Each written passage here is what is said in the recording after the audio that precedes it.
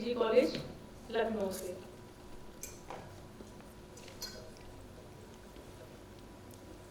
आज मैं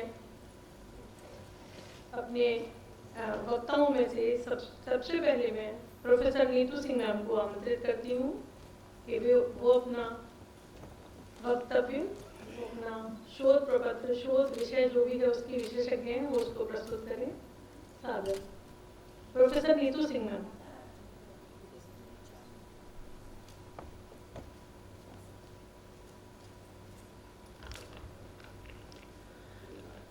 सभी को नमस्कार।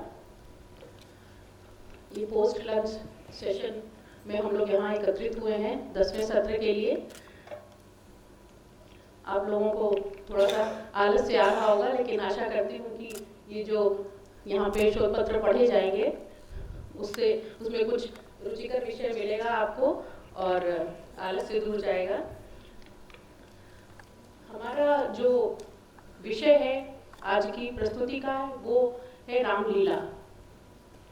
मेरा परिचय पहले आज के सत्र की मॉडरेटर डॉक्टर इंदु जी ने दिया। मैं यहाँ विद्यांत हिंदू पीजी कॉलेज में मानव शास्त्र की प्राध्यापिका हूँ।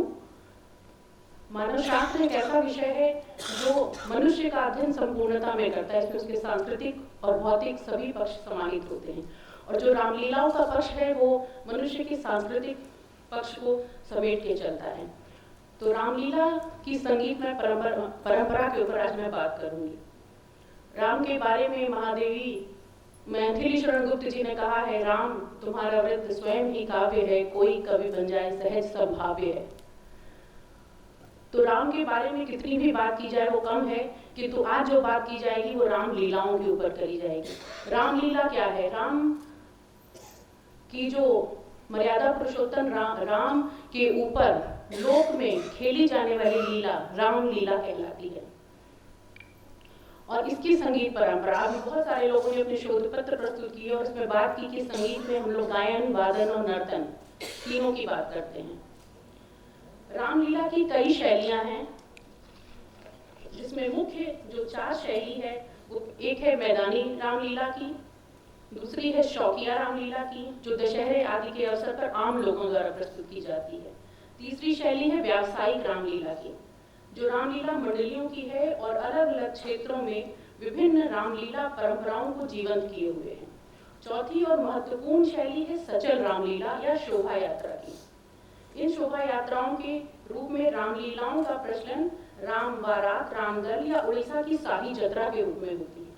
तो ये 4 मुख्य शैलियां हैं। इसके अतिरिक्त इन शैलियों में भी कई शैलियां हैं जो स्थानीय विविधता को लिए हुई हैं। यदि हम मैदानी रामलीलाओं की बात करते हैं तो बनारस की रामलीला अपनी विशिष्टता लिए हुई है, कौंज की रामलीला उसकी अपनी विशिष्टता है, हड़ौती की रामलीला जो बुंदेलखंड की उसकी अपनी विशिष्टता है। ये विशिष्टता जो है वो स्थानीय विविधता के कारण है, क्योंकि जो संस्कृति का जो पक्ष है, संस्कृति क्या है? जीवन शैली है, और संस्कृति जो जीवन शैली है वो स्थानीय विविधता, पारिस्थितिकी परिस्थिति, फ्लोरा फोना और इन सब का समग्र योग है, और इसी के अनुरूप मनुष्य की जीवन शैली होती है, और इस जीवन शैली प्रत्यक्षता संस्कृति में परिलक्षित होती है। और जो लोक नाट्य है या लोक संस्कृति है, यदि उसका गहन अध्ययन किया जाए तो संस्कृति की एक तत्व से उस पूरे समुदाय का, पूरी जीवन शैली का चित्रण हो सकता है। ऐसा मानव शास्त्री फ्रांस बोआस ने अपने स्टडी में कहा था कि संस्कृति को हम वहाँ के लोगों के चश्मे से देखेंगे तभी उसका सही मूल्यांकन कर पाएंगे। हिस्टोरिकल पर्टिकुलरिज्म की बात की थी, ऐतिहासिक विशिष्टतावाद की बात की थी कि जो संस्कृति होती है वो अपने में विशिष्ट होती है और उसका एक इतिहास होता है। प्रत्येक संस्कृति का अपना इतिहास होता है और संस्कृति के विविध पक्षों का अध्ययन करते समय उसके इतिहास को अनदेखा नहीं किया जा सकता।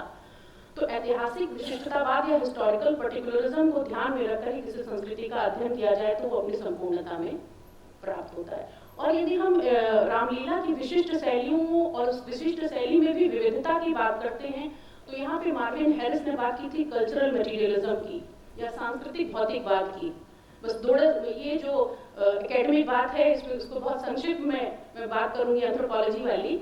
इसका अभिप्राय यह है कल्चरल मटेरियलिज्म का कि जो इंफ्रास्ट्रक्चर होता है वो स्ट्रक्चर को प्रभावित करता है और स्ट्रक्चर सुपर स्ट्रक्चर मतलब रिलीजन और कल्चर को प्रभावित करता है। टेक्नोलॉजी टेक्नोलॉजी जो होती है, इंफ्रास्ट्रक्चर जितनी सरल होगी उतना ही सरल स्ट्रक्चर होगा, ऑर्गेनाइजेशनल स्ट्रक्चर होगा, फैमिली मैरिज किनशिप होगी, और ये सरल होगा तो उतना ही सरल सुपर स्ट्रक्चर मतलब बिलीफ सिस्टम रिलीजन होगा। और जैसे जैसे स्ट्रक्चर कॉम्प्लेक्स होगा, इंफ्रास्ट्रक्चर स्ट्रक्चर भी कॉम्प्लेक्स होगा और सुपर स्ट्रक्चर भी कॉम्प्लेक्स होगा। तो ये जो कल्चरल मटेरियलिज्म है वो हमको संस्कृति की विविधताओं में भी देखने को मिलता है।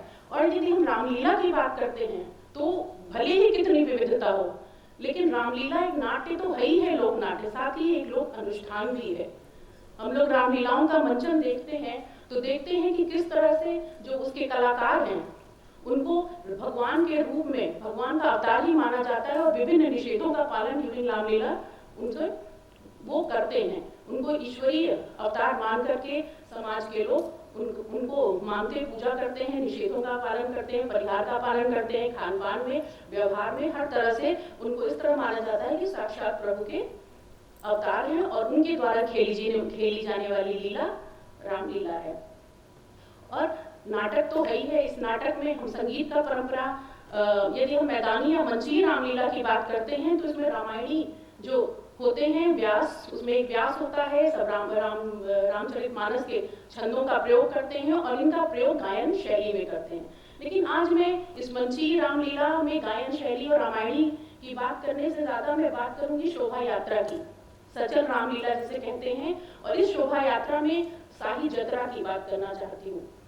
शाही जतरा, शाही का मतलब था गली या स्ट्रीट, जतरा का मतलब था प्रोसेशन, शोभा यात्रा। उड़ीसा में जगन्नाथ मंदिर में प्रतिवर्ष चैत्र माह में, चैत्र की जो नवरात्र होते हैं उसमें अष्टमी से शुरू होती है शाही जतरा, और ये राम जन्म उत्सव से शुरू होती है।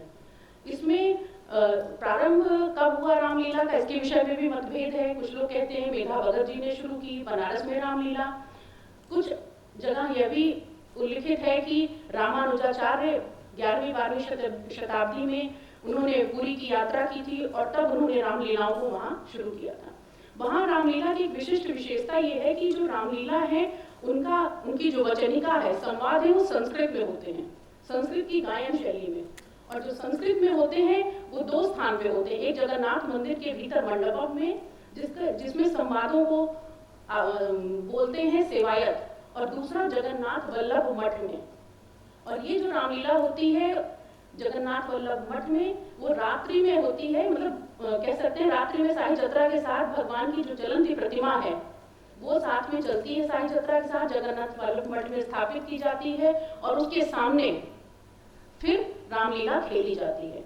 और इसमें जो प्रोसेशन है उसका एक बहुत महत्वपूर्ण अंग है मेढ़ और रामायण के पात्र और साथ ही नागा, ये तीन बहुत महत्वपूर्ण। मेढ़ से मतलब होता है प्रभा मंडल। इस प्रभा मंडल में विभिन्न प्रकार के काली का, दुर्गा का, पशु का, पक्षी का, तरह तरह के मेढ़ बनाए जाते हैं, वो प्रोसेशन में चलते हैं। साथ ही रामायण प्रोसेशन में चलते हैं। नागा एक विशेष चरित्र है, इसको हम हिंदू धर्म के संरक्षण में जो अखाड़े हैं उससे भी जोड़ सकते हैं।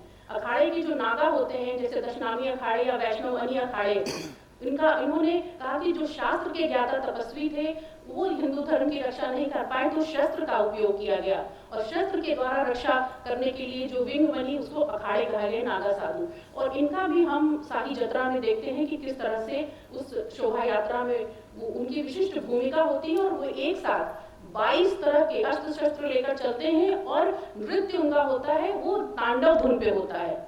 तांडव धुन बजती है, विभिन्न प्रकार के वाद्य यंत्र बजाए जाते हैं और तांडव धुन पे नागा नृत्य करते हुए वो शाही जतरा में जगन्नाथ वल्लभ मठ तक जाते हैं और उस दिन की जो लीला होती है वो मठ में खेली जाती है प्रभु जगन्नाथ की चलंती प्रतिमा के सामने। मैं अनुरोध करूंगी शांभवी जी से कि यदि वो वीडियो यहाँ दिखा दें लोगों को शाही जतरा के प्रोसेशन का, तो वो है नहीं। तो यदि वीडियो आ जाएंगी, प्ले करेंगी तो मैं दिखाऊंगी कि किस तरह से ये शाही जतरा या शोभा यात्रा का जो रामलीलाओं का रूप है वो किस तरह से उड़ीसा में प्रचलित है।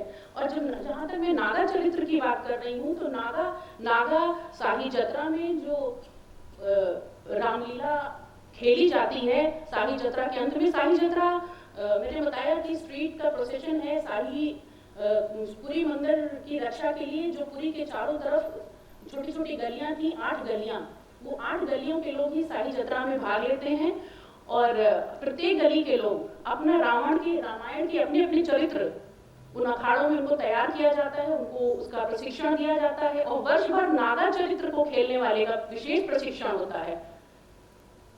और जो चैत्र नवरात्रि की अष्टमी से जो प्रारंभ होता है शाही जत्रा, तो प्रत्येक दिन एक एक शाही के लोग उस शाही जत्रा या प्रोसेशन को निकालते हैं और अपनी गली में रामलीला की जो तैयारी, शाही जत्रा की जो तैयारी करते हैं उसका प्रदर्शन करते हैं, जो वर्ष भर उन्होंने तैयारी की होती है उसका उस शाही जत्रा के माध्यम से प्रदर्शन होता है। और जो नागा चरित्र है वो शाही जत्रा का अभिन्न चरित्र है, ये वीरता का प्रतीक है। और प्रत्येक शाही या स्ट्रीट में बहुत सारे अखाड़े और जगह घर होते हैं जो रामलीला का पात्र करने वाले लोगों को प्रशिक्षण देते हैं। उसमें जगह घर नागा चरित्र के लिए युवकों को प्रशिक्षित करते हैं।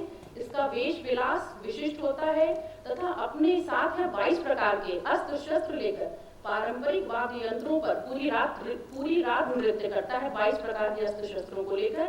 और महानाटक में लिखे गए श्लोकों के निहितार्थ को आंख की भंगिमा, भाव भंगिमा तथा हाथों की गति से स्पष्ट करता है और यह गति तांडव धुन के ऊपर होती है। नागा चरित्र की भूषा का एक निश्चित प्रतिरूप होता है और उसी के अनुसार इसकी साज सज्जा की जाती है। तो शाही जत्रा ये जो रामलीला का ये विशिष्ट जो रूप है, इसके बारे में जानना इसलिए आवश्यक है क्योंकि लिखित साहित्य की अगर हम बात करें तो शाही जत्रा के बारे में लेखन कार्य बहुत सीमित हुआ है। एक पुस्तक शाही जत्रा के बारे में मिलती है, वो भी उड़िया भाषा में। जहाँ तक मेरा अनुभव है और हमने लाइब्रेरी वर्क किया, मुझे इस पर लिखित कुछ भी नहीं मिला। इसी वजह से मेरी रुचि ये हुई कि रामलीलाओं पे बहुत काम हुआ है, ना केवल देश में बल्कि विदेशों में भी। दक्षिण पूर्व एशिया के देशों में भी रामलीला के विविध रूप, विविध शैलियां मिलती हैं। और जैसे कि मैंने बताया कि ये शैलियां वहाँ की स्थानीय विविधता को समेटे हुए हुई हैं, जबकि मूल में सब में राम का मर्यादा पुरुषोत्तम राम की लीला ही है या राम की कथा ही है।